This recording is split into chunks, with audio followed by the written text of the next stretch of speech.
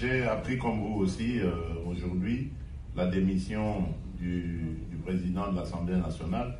Ce que je tiens à vous dire, c'est que il y a quelques jours, moi j'avais reçu dans le cadre d'une réunion interinstitutionnelle tous les chefs de corps de nos institutions. Et il y avait là le président de l'Assemblée nationale, le président du Sénat, la première ministre et le président du Conseil supérieur de la magistrature. Le mot d'ordre était que la rentrée se fasse dans la sérénité, le calme qui soit. Et je crois que vous avez vu les discours de rentrée, ils ont été justement dans ce sens-là.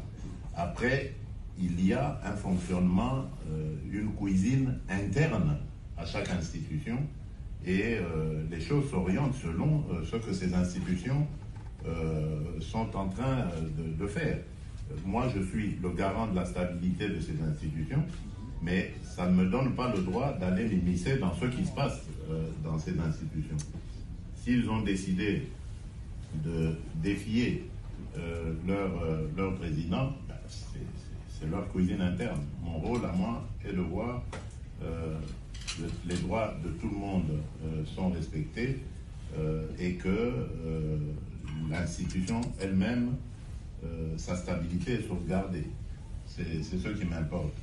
Quant à savoir quelles seront les relations, votre question était de savoir si nous sommes toujours alliés, partenaires, bien sûr. En tout cas, sauf si maintenant, M.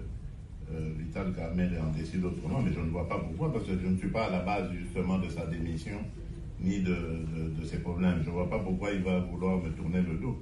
Je n'y suis pour rien. Donc, je continue à le considérer comme un allié, comme un frère, et jusqu'à ce qu'il en sera autrement. Mais ce n'est pas à moi, en tout cas, de le dire à ce stade. Merci beaucoup.